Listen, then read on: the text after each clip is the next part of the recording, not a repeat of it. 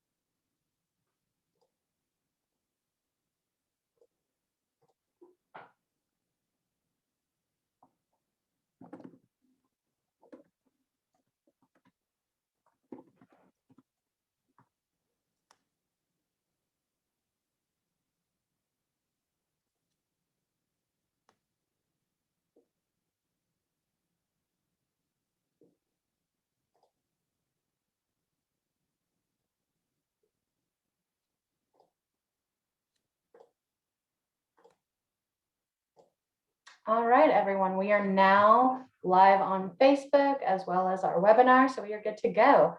Good afternoon. Thank you all for joining us today as we hold our first Sister Cities Lunch and Learn. As you may know, the World Affairs Council of Kentucky and Southern Indiana has recently taken over Sister Cities of Louisville programming. We are excited to grow Sister Cities programs and develop new paths of engagement and learning with all 9 of our sister cities. This Lunch and Learn series grew out of a desire to connect on a deeper level with our sister cities on issues of global importance. We will facilitate expert analysis and discussions on timely issues that impact us locally, nationally, and globally, especially during the pandemic. We're so glad to have you here today for our inaugural discussion on perspectives of social change with Louisville, Kentucky, and Montpellier, France. My name is Samantha Risen, and I'm the Global Education's Program Coordinator at the World Affairs Council. WAC is a hub for international exchange, dialogue, and learning located in Louisville, Kentucky. We facilitate a variety of international professional and youth exchanges, speaker programs, and educational opportunities for the Kentuckiana region year-round. Before we begin, just a quick rundown of the program. This webinar is recorded and we'll provide a link to it after the program. Our moderator and panelists will hold a 30-minute discussion. And after our discussion, we'll go into an audience Q&A. Keep in mind, you can submit questions at any time using the Q&A box. We'll collect them and try to answer as many as possible as time allows. So with all of that said, today we are excited to welcome Sabeen Nasim, Clare Hart, and Kendall Boyd. Sabeen is the Director of the Office for Globalization at Louisville Forward and will be our moderator today. I'll now pass it over to her to introduce our panelists. Thank you, Samantha. So welcome, everybody, and thank you again for being here. In addition to my work as the Director for the Office for Globalization for the City of Louisville, I'm also a very proud World Affairs Council board member, and I serve as the Sister Cities Committee Chair because I love these collaborative opportunities.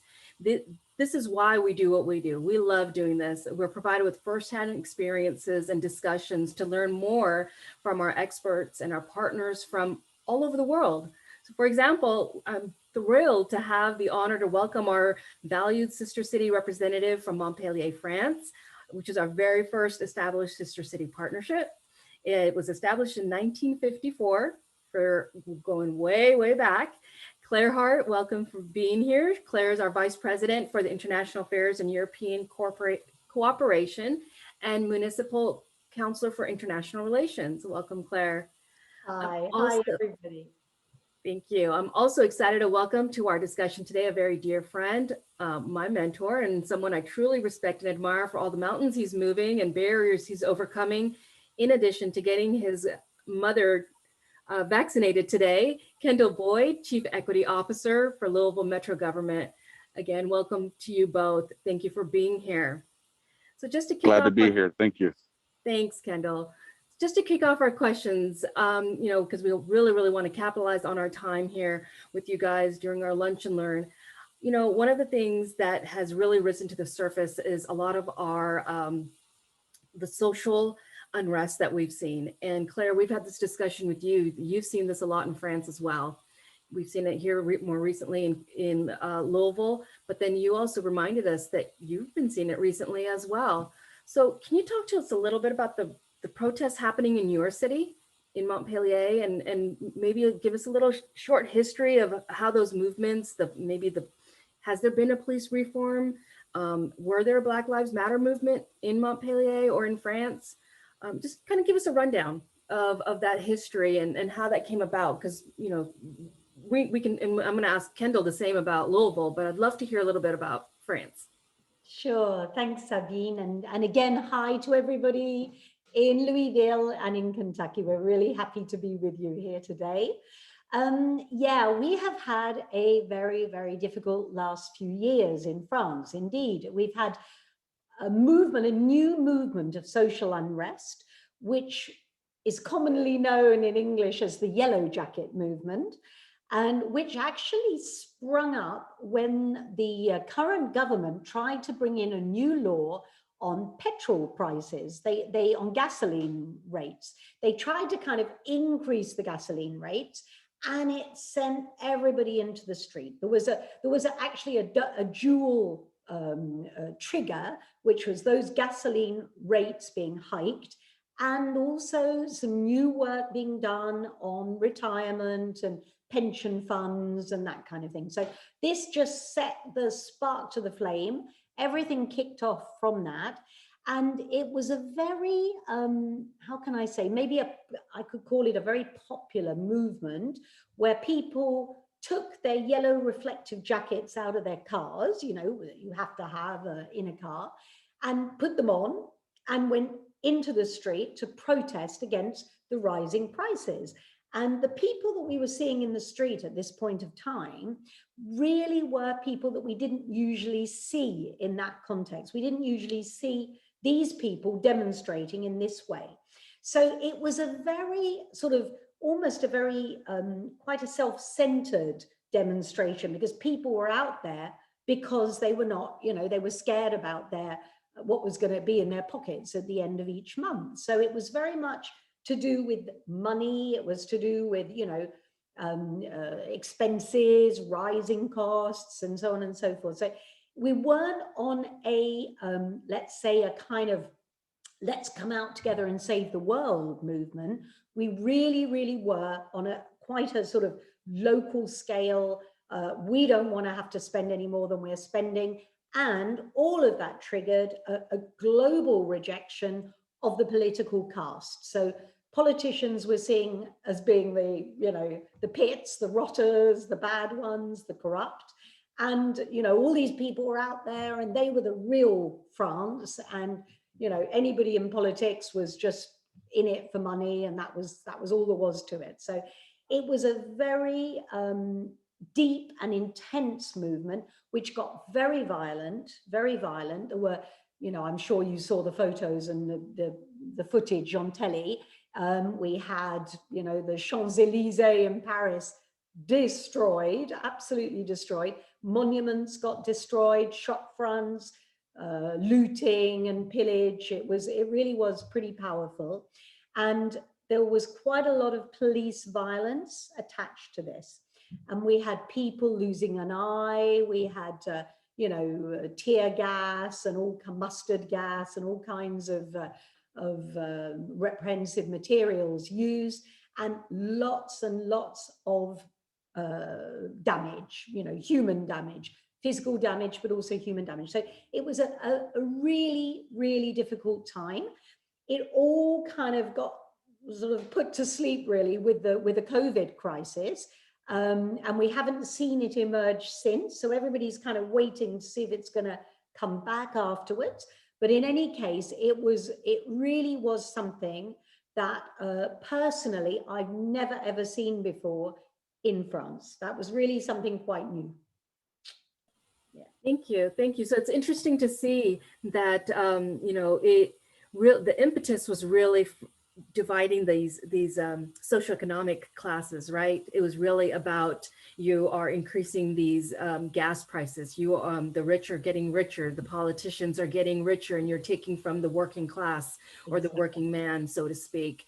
And it became more of a a violent tug of war, so to speak. Exactly that. Yeah, absolutely, Sabine. It really was that. It was a very much a them and us scenario where, you know, people were, and it was quite interesting because, you know, we are the country of revolution, and Yes. you know, we put the king out and we Yeah. cut off his head and so on and so forth. And here what we were seeing was people actually taking over places, public places, taking over roundabouts in the middle of the street, and taking over, you know, areas by supermarkets and things, and just setting up camp, even setting up little homes, houses, you know, makeshift shelters and things like that, decorating everything yellow because of the yellow reflective jacket. So Right. it really became quite a strong movement and quite a strong symbol. And all of us question, if we hadn't had the COVID crisis come along and just put it all, throw it all out the window, what would have happened with this movement? Where would it have gone? You know, this is the Very interesting. Well, I'm going to follow up with you in just a second because I have a follow up to that, but I want to get Kendall's perspective on his thoughts around providing us some history around our protests here in Louisville, because I know that we have some guests here from Montpellier as well that are joining us, and just to give us a perspective on what had happened recently here in Louisville with the protests and some of the civil unrest, Kendall, and you know, maybe the Black Lives Matter movement, if you could speak to that as well. Just give us a brief or short history on that. That would be great. Yes, thanks, Sabeen. Can you hear me? Okay, great. You know, what happened this past summer in Louisville was a culmination of several events that happened in early 2020. You know, we were already kind of in the throes of the COVID crisis in early 2020, but yet and still, we saw the deaths of George Floyd, Ahmaud Arbery in Georgia, and then Breonna Taylor here in Louisville.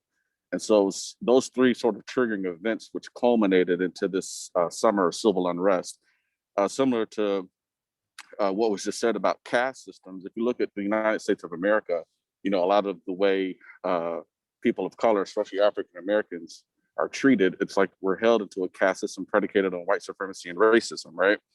And so, as we've seen in the past in the United States in the 1960s and in the 1920s, that sort of came to a head and exploded in violence. And so, I think what we saw this time was the frustration from the COVID lockdown. We were seeing the inequitable impacts of COVID that it had on people of color, and then of course the videotaped, you know, murders of like George Floyd and Ahmaud Arbery, and just what happened to Breonna. And so, like I said, when that all kind of came together, people were frustrated, people were angry, they wanted answers, and then there was no accountability for the individuals who committed those acts, right? And so that exploded into you know, the whole Black Lives Matter protest, and then we saw, unfortunately, a lot of the violence and rioting and looting and vandalism and things like that. But at the same time, people have to understand that's a boiled over frustration because people were sick of racism. People were sick of seeing unarmed African American people being killed in their homes, being killed in the streets, you know, especially by law enforcement, and there was no accountability for it. So again, that culmination is really what triggered these events in 2020, and we're still seeing the, you know, effects of that, you know, in downtown Louisville right now. Even though businesses are technically now open, there's a fear factor that goes around downtown as, can this happen again? We're coming up on March 13th, 2021. That's the 1-year anniversary of Breonna's death. Will that trigger another, you know, another civil unrest? We don't know, but we hope not. But again, this is still fresh on people's minds. So that's what's happening here in Louisville. Thank you. Thank you, Kendall. So I find it interesting, and here's my follow-up, Claire, that I was thinking about that, you know, and I mentioned in Montpellier that there was the Yellow Jacket movement, which was very sparked from a socioeconomic, you know, standpoint of, you know, the rich and the working class. And here in Louisville, it was much more of racism, right? So it was more really around what those discriminations had been happening for a number of years. But at the same time, and again, and while in Montpellier, some of those movements and some of those protests stopped due to COVID, here in Louisville, it extended past COVID, and we're still seeing a lot of that ramifications currently, right? So there's still a little bit of those differences, but one thing that I noticed was similar is it's also brought people together, right? And I think that in Montpellier, you're talking about people were unifying. They were like painting their houses yellow. They were all bringing their jackets out. And here, Kendall, you would see that there are Black Lives Matter movement. People are joining together. They're wanting to learn about the history of discrimination and racism, and they're wanting to do something different. They're wanting to see change. And we're seeing that in a systematic way. And so one of the questions I would ask is, how are our cities now responding to some of these demands for change from our public, from these groups?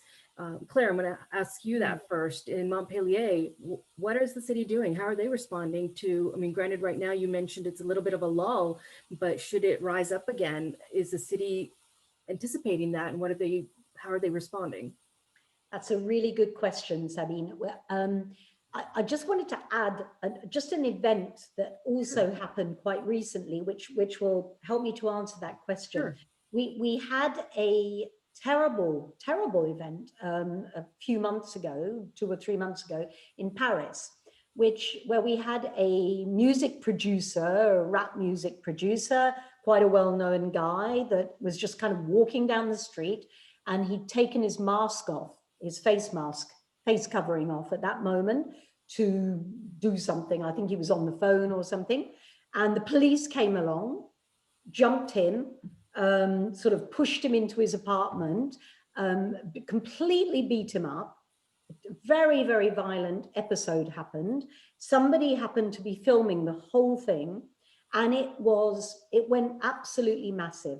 And it brought out a kind of equivalent BLM movement for us in France. And it was really, really powerful. And after that, we all of us, because I mean, we in the city council, we actually manage the police force, the municipal, the local police force. So they depend on us. Then there's another police force that depends on the national government, but we have the municipal police force. And so we all had to sit down and seriously think about this business of, ID checking anybody of color continually, et cetera, et cetera. It was a real question for us. And we are at the moment thinking about how we can, working with citizens movements, working with citizens groups, coming together, talking and putting together a plan and a method as to how we can encourage our police to be fairer, to be more discerning, and just to, not do this continual ID checking on the same people all the time, because it all very, very often ends up going out of control. So we are working with citizens, local people, and we are feeding back to the police forces to try and just make the whole atmosphere more appeased, more peaceful, more just calmer. And that's one of the ways that we're looking at this, that we're trying to sort of move into the future by just sitting all down together around the same table and, planning out how we want things to be. Thank you, Claire. Appreciate that. And that sounds, I often say intentional inclusiveness is the best way to start moving forward, right? If you have that intentionality of this is how we want to move forward, we want to be inclusive, we want to have those voices all at the same table, then we can do this in a calm manner. Yeah. I love hearing that. Yeah, thank you. Kendall, can you speak a little bit more around what Louisville is doing to address some of those how are we responding to address some of those demands for change, those protests that we currently still see, and all the support that our public is providing for our Black Lives Matter movement? Sure. And sorry about the dinging my seatbelts off. The first, I want to say something about what Claire just mentioned about reforming stop and frisk is what we call it here in the States, because that has a disparate impact on a lot of Latinx and African American men here in the United States because of that so-called "you look suspect" sort of attitude by law enforcement. So there's been a lot of work even prior to the civil unrest about racial bias in policing and implicit bias amongst Metro employees. So as we've tried to work through that, we've had several reforms come along. Most of y'all may know Brianna was killed through the execution of a no-knock warrant, which is basically the police don't have to announce themselves when entering a person's home when executing a warrant. Those are now illegal in Louisville, Kentucky by ordinance. The mayor signed that into law sometime in June of last year. So that's one major reform. Another major reform has been the top-down civilian review of the Louisville Metro Police Department, which found significant, needs that are needed by the department to eliminate the implicit bias and the practices, which unfortunately result in things like Breonna Taylor, right? Then we've also had the hiring of a new police chief. We hired a new police chief in January after a long, extensive search. And we've also implemented addressing racial equity. We declared racism a public health crisis here in Louisville via executive order. What that does is the mayor has laid out 7 or 8 steps that particularly address racial equity here in Louisville, Kentucky, and how we could make that systems change, which I think Claire was speaking about with the protests in France. We need a systems change. We need institutional systemic change in our community and in our country in order to avoid these sort of racist killings and these sort of racist acts. So we've been busy the last 6 months, but that's just the tip of the iceberg. We got a lot more work to do. There's issues around education, economics, healthcare, criminal justice, you name it. There's a level of inequity there that we need to address as a city. Yeah, and thank you, Kendall. And and since I still have you, I'm going to ask you with that systems change, share with us what you feel are probably going to be good indicators to know when we're really seeing success. How are we going to start measuring that social change within Louisville? Yeah, the crazy thing is when we're talking about systemic change, when it comes to human rights and to people, there's that subjectivity factor and there's that intangibility factor, right? Just because you have more Black and brown bodies at the table doesn't necessarily make you equitable or diverse. What we're talking about from a systemic change standpoint is, like, for example, in Louisville, we have what's called the 9th Street Divide, which basically is the invisible line of segregation between our Black population and our white population here in Louisville. Now, don't get me wrong, we've got various populations throughout the city that live in various neighborhoods, right? Whether they're predominantly white or predominantly Black. But historically, with segregation and the institution of segregation, our community still has that invisible line. We still have majority African American neighborhoods. We still have majority white neighborhoods. And so when we start to eliminate that divide, when we start to see these gaps in like education, gaps in wealth based on race, African American single mom, her net worth, I think is like 10 or 13 times less than that of a Caucasian mom or a white mom, right? 30 out of the businesses here in Louisville, only 2.4% of them are owned by Blacks and African American, but African Americans make up 23% of the Louisville population. So when we see those numbers shift, when we see shifts in, like I said, the wealth gap and education gap and even health gap, COVID has exposed this horrible health gap between the races because of pre-existing conditions. And let's be honest, the trauma of racism. The trauma of racism has been so impactful on people of color, especially African Americans, that our life expectancy is shorter than that of others. So once we see those numbers impacted, I think we're going in the right direction. Yeah. Thank you, Kendall. Claire, I would Yeah, put the same question. You've really kind of sparked an idea in my mind there. When talking about the COVID impact and the racial, the caste divide, if you like, it's been so clear, so clear.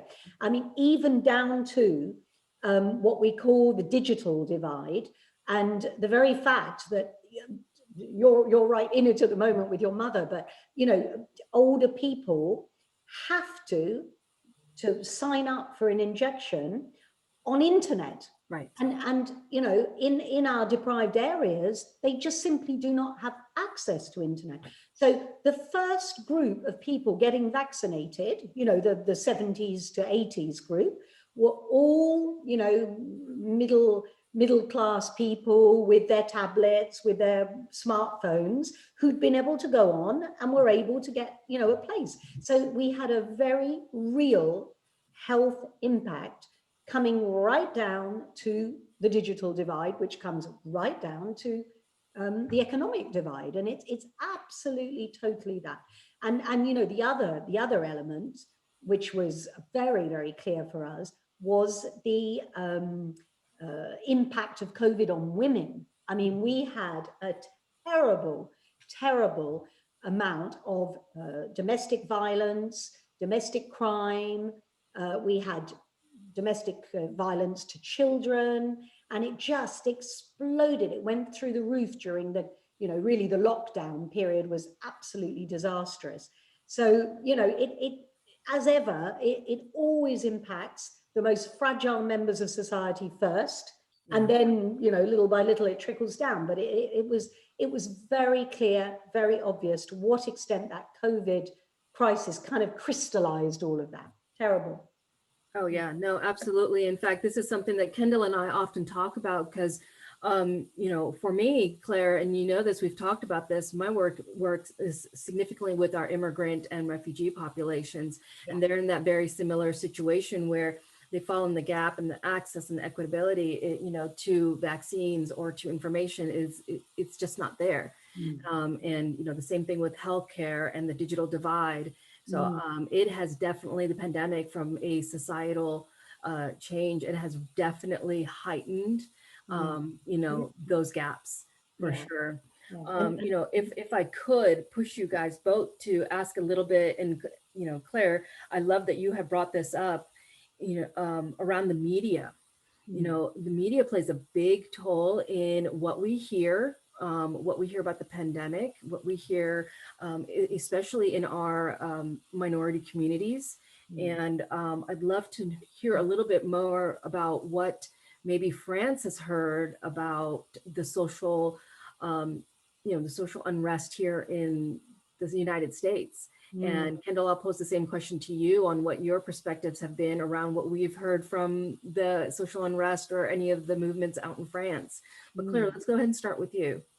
Yeah, we have had an enormous amount of US coverage, obviously, because we're in, you can imagine why, electoral period and so on and so on and so forth. But we really had a lot of coverage on the Black Lives Matter movement, and all of the violence and the civil unrest and everything that was, you know, went around it. And it was incredibly interesting. And it actually, I think, has sparked off some BLM movements in France, because, you know, it didn't come from France, but the simple fact of being exposed to it. Now, it's always the same in this day and age. You never know to what extent it's mainstream media or social media, you know, and I think more and more of us are more on the social media than we are on mainstream media. But having said that, you know, we have the same sort of 24-hour TV just churning out the same old images over and over and over and over. And a lot of people are watching that. A lot of people are watching that. They're getting their news from that kind of media. And you just get these images. I mean, let me take the storming of the Capitol. Oh, right. That, I mean, we had that on our television screens non-stop for about, I don't know, a good week, that's for sure. And then we started having, you know, a week later, we had all the kind of insight into it and the documentaries. And so, yeah, I mean, this year, I don't think we've ever seen so much of the USA as, you know, as in 2020, 2021. And so, Claire, what has the public's response been to what they're seeing on the media about the US?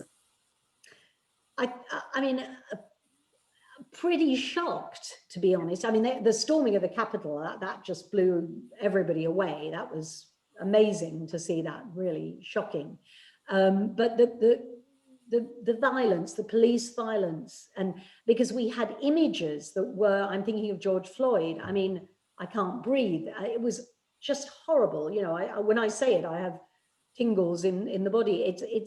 It was dreadful. It was horrible to see. And we're seeing things today that we wouldn't have seen in the past. You know, when we were kids, we probably didn't get to see that kind of thing.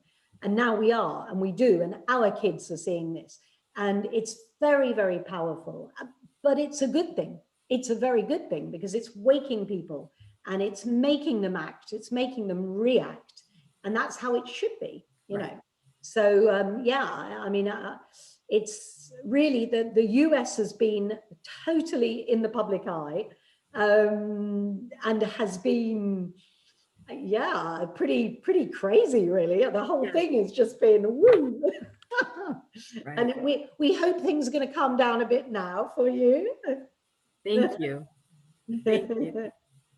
Kendall, I know that we don't have a huge exposure to what's going on, you know, globally, because we are so focused on our local, you know, local events. But talk to me a little bit about what, you know, our perspectives have been.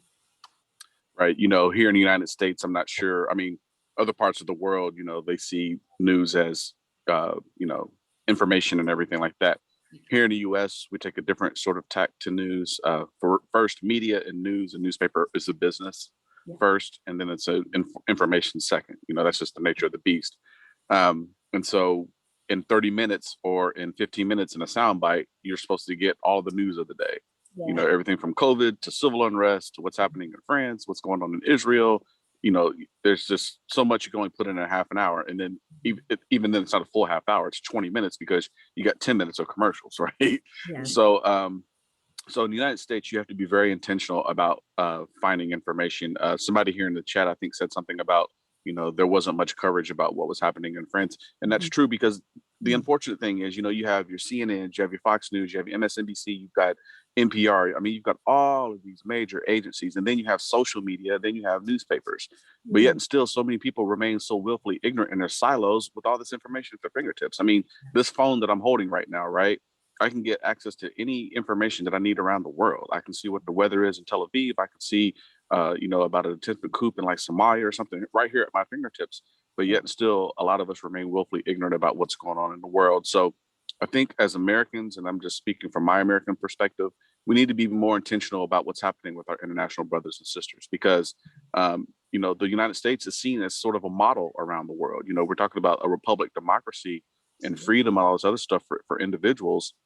But then people turn on the TV and they see the nation's capital being stormed, right? Or they're seeing a police officer with his knee on the neck of George Floyd, or you see Ahmaud Arbery running down the street and two vigilantes are chasing him with shotguns, trying to kill him. And so, you know, again, we have to be very intentional in looking up information. You know, I'm a big nerd, I guess you could call it. But I watch PBS. I watch like globally minded. Yeah, globally minded, exactly. Because I'm a citizen of the world. I'm a U.S. citizen, but I'm a citizen of the world. You know, those are my brothers and sisters across the world. We're all sharing in this sort of universal struggle for righteousness and everything like that. So why not, you know, put my heart out, put my hand out to my brothers and sisters in Israel and France and, you know, Algeria, Morocco, and Australia, all over the world. You know, Japan, China, whatever. Yeah. But we can learn from each other too. You know, since I've met you, Sabeen, you know, I've learned a lot about the importance of globalization and, you know, why this universal struggle is all over the world. So, you know, I just would ask everybody who's listening today, be more intentional about what's happening outside the United States, because it can impact us eventually. I mean, if anything, 9/11 should have proven that. If you ignore the dangers of the world, eventually it's going to hit your shores. And so we've got to be very intentional about that. Absolutely. Absolutely. Kendall, you're so right. And then this is why I love, you know, what we do with World Affairs Council and what we do with Sister Cities. You know, it's at that opportunity to really be able to learn more from our global partners that like Clare, and from our other Sister City partners. And, you know, last week we had that event for those that were on it to talk about some of the the political issues happening over in Myanmar.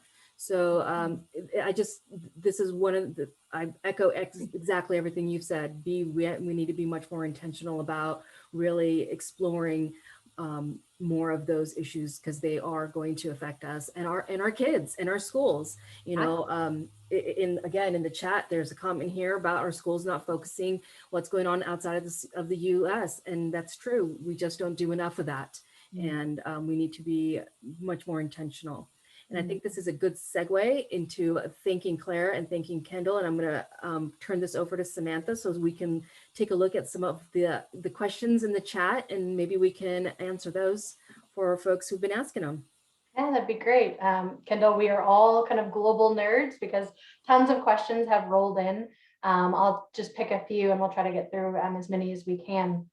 One that came in that I think is particularly interesting is a lot of the actions that you've talked about are long-term goals. What are some short-term successes, and what is that going to look like in both Louisville and Montpellier? Yeah, I mean, for me, just the fact that we rolled out and recognized these deficiencies when it comes to inequity around racism, to me is a short-term sort of goal. But I think we need to lay this strategic roadmap as to what the long-term consequences are going to be. That needs to be done right now. We can't afford to wait to see what happens next, you know, regardless of if an officer is convicted in the George Floyd matter or the Ahmaud Arbery situation.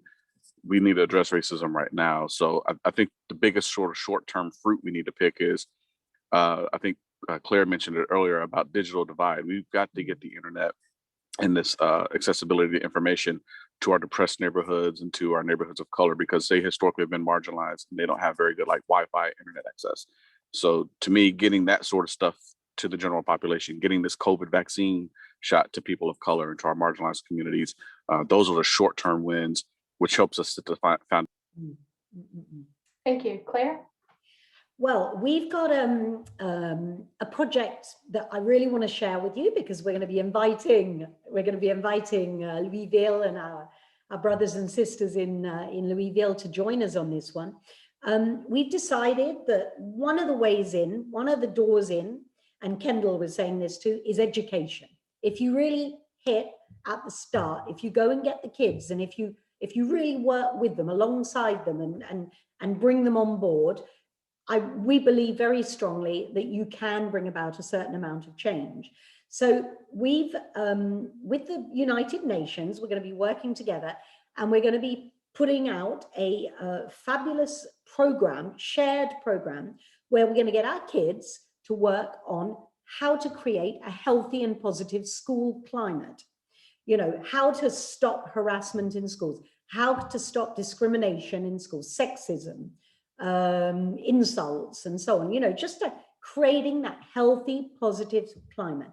And what we want to do, rather than, it's exactly what you said, Kendall, about reaching out, rather than just working with our kids in a French mindset, you know, in a French environment, we want to work with you, you know, stretch out to our other sister cities and work together on this subject, and then pool all of our ideas and come up with really a charter of best practices that we can share, and that then we can feed back up to the United Nations, who are going to, you know, spread this around the world. So it's really what you were saying, Kendall, this idea of reaching out and just putting together our ideas. But the best people to produce those ideas are the people who are directly impacted, and in this specific case, the kids, you know, the kids.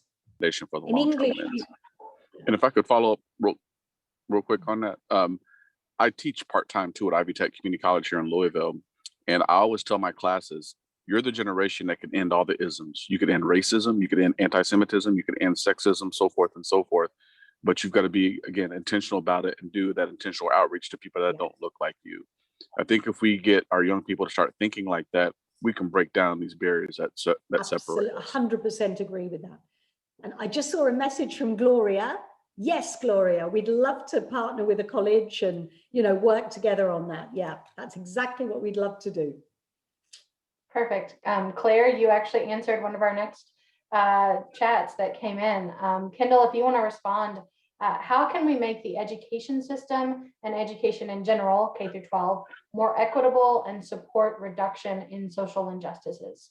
What are the kind of things going on in Louisville to combat that? Yes, we need to integrate ethnic studies, gender studies, religious studies into our core curriculum. American history has a tendency to be what they call whitewashed, painted over with a broad stroke. And we're missing, sort of the key people that have really been transformative American figures in history. You ask the average student who Fannie Lou Hamer is, they don't know who she is. They can tell you who Martin Luther King is, right? They can't tell you who Mary Church Terrell is, but they can tell you who Rosa Parks was. So I know the problem and the controversy around ethnic studies and integrating it into the overall curriculum is that what we're taking away from our founding fathers' education, or we're taking away from things that we've been learning for years and years and years. Well, no, you're not. You're not taking anything away. If you want to have a comprehensive, pedagogy and education about history and about what goes on into the world, you've got to let people understand that everybody's had a piece in this American experience. Like one of the first assignments that I give my students is, what makes you uniquely American, and what is your American experience? Because everybody loves to purport that they're American, but they can't explain how they're American. So how does your family history, go into the, this American experience? People don't know that when George Washington crossed to Delaware, he had an African-American slave with him. Nobody knows that. Yeah. And so those are the things we need to teach our young people, and that differences are okay. It's okay if somebody looks different than you, or thinks different than you, or is different than you, but that's part of what the American experience is all about. So I think that's what we need to do through education. Perfect. Thank you, Kendall. Our next question kind of dovetails into that, about being open. And this question is specifically for Sabeen and Claire. Are we seeing discrimination amongst the immigrant and refugee groups in both Louisville and Montpellier? Totally, absolutely, 100%. We've got, let's say, two kind of groups at the moment of refugees, of asylum seekers. The people that, cross from Africa, cross the Mediterranean Sea, take those dinghies, rubber boats, many of them perish. It's absolutely, the Mediterranean is becoming a great big cemetery, which is absolutely the worst ever thing that is happening. We have a dreadful thing going on at the moment, and thank goodness we've got some humanitarian ambulance boats out there that are driving around and just picking up people. Thank goodness. So, and we thank them from the bottom of our hearts for doing that. So we have these, the people that actually make it, in the end, they make it to Montpellier, and all they want is to settle, to find some comfort, to find safety, security, and to work, That's what they want. They just want a job and work and settle. And when they arrive, it's a very long, tedious, complicated process. The process of asylum seeking is long and complex. So what we try to do, along with all of the the NGOs, and all of the associative movements, charities, is we just simply try and make things as easy as they possibly can be. We have a lot of kind of volunteering lawyers out there as well, who will help them to get their paperwork in line, get the paperwork taken to the right place, and just try and push things through as quickly as we can. France is a beautiful country insofar as it does open its doors, it does open its heart, and it lets people come in. It always has done, and that's a fabulous thing. But once the people are there, we have to make sure that we accompany them as much as we possibly can do. And that goes from, as I say, paperwork and getting their final stamp on their ID, right through housing, accommodation, from every point of view, and making sure that they have food on their plates, and at the end of the day, integration in business, in professional world. That is essential. We have to go right the way down the line. And there's one very positive note that I'd like to point out is our companies, I find, are extremely open-minded. If there is one area where they've gone very fast. It's the companies. And I think it's because they realize that these people that have come from such a long way away, that have made it, that are strong people mentally, physically, they've gone through hell and come back and they're there. And they're so inspiring. It's such an inspiration to have an asylum seeker in a company. And businesses are realizing this today. And so it's actually quite wonderful, because once we can get the paperwork together, very, very often businesses will take these people. They're often highly trained, of course, that's the other side. And our companies now are ready and willing to take on board these people who've just arrived, even if they don't speak very good French yet.